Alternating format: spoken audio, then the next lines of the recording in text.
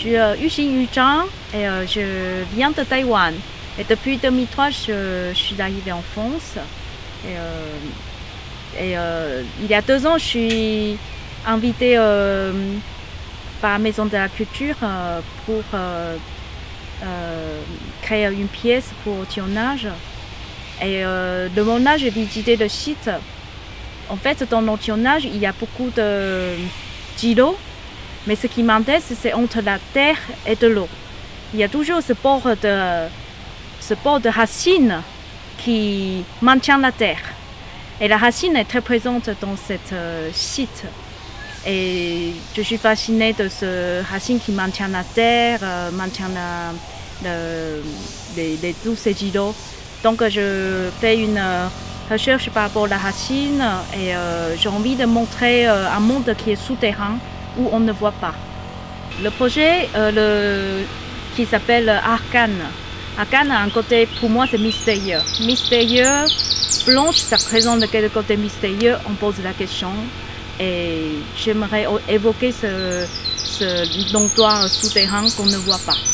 Et donc, je utilisé la couleur blanche aussi pour présenter un côté mystérieux quand des plantes qui ne touchent pas le soleil, ça apparaît blanche, comme la partie des endives. Les endives qui sont blanches, ou soit la partie de poireau qui est blanche parce qu'on enterrait la terre et ça pousse et ça fait la couleur blanche. C'est l'endroit où on ne touche pas le soleil, mais la plante ou la racine qui vivent très vivement. Et en plus, toutes ces racines souterraines, ça crée une communication très forte entre eux, qui échangent des nourritures, échangent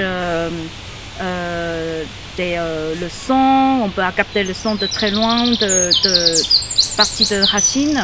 Et donc j'ai envie d'évoquer ce réseau de racines ici là sur la terre pour qu'on ait cette conscience de la racine qui est très abondante pour notre environnement.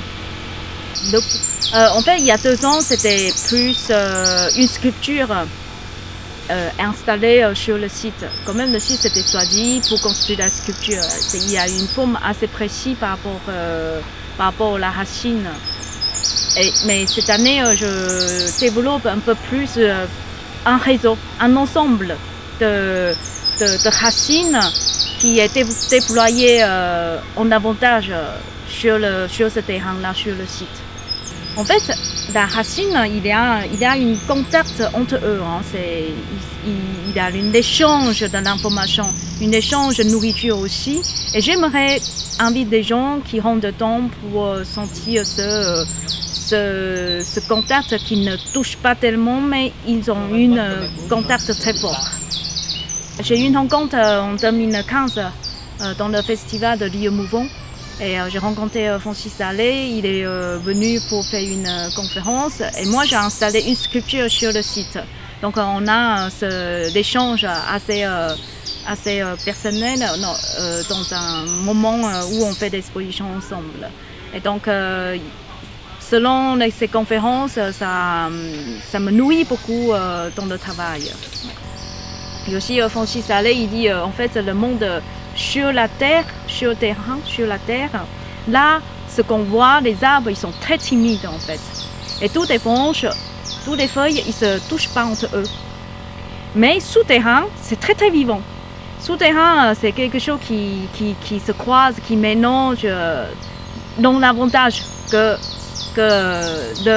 leur timide, ce qu'on voit. Donc j'aime beaucoup ce côté j'ai l'impression pour nous, notre compréhension, c'est à l'inverse. Mais dans la réalité, l'arbre, c'est autre chose.